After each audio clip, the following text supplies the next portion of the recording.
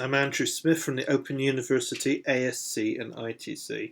In the previous two videos I showed you how to create a course and how to edit, maybe slightly hack a course. Now what we're going to do is actually just have a look around at a course that we've run earlier. I am going to obscure some of the data here, and I'm not going to show you everything because this was a live course that we ran earlier this year. But it's important to understand what a course looks like when it's got data in it and how you can administer it. First thing to look at is the gradebook. So I'm going to quickly just click on grades and anonymize the student names so you cannot see them.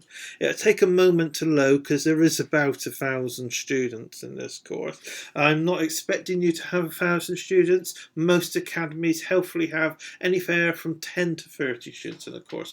But you can see, I can see all of their grades. Obviously with a large volume I had students that didn't participate, but I can see the grades of each of the students for each of the chapters. Some of them grades are really good, some of them not so good. Not every column is filled, but it's important to understand you've got this tick box here where you will select to say that you have passed the student. Once they have got the grade you deem appropriate, the final grade is entirely up to you. You can pass them, but you cannot do this unless they have done the course feedback.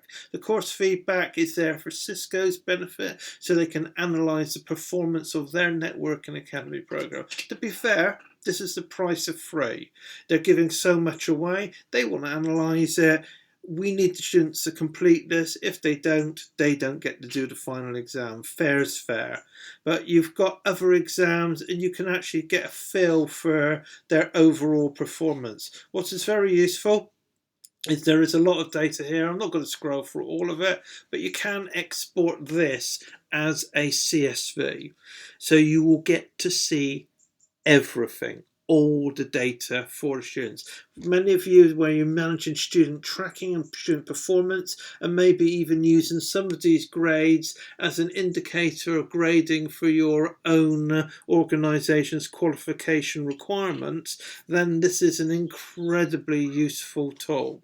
So here we're looking at the whole sort of setup. I'm not going to search here, but you can search for a student as well. Obviously, I've obscured the student information, but when you've got a large number of students, if you want to search for Bob, Mary, or Ahmed, that's fine. That is very useful as well, because sometimes that will speed things up for you and help you to identify the student's performance. You know what a good student does, you know what a bad student does, you know what a weak student does, and you know what a student who needs some help gets. So the gradebook is there as a tool to give you an idea what to do.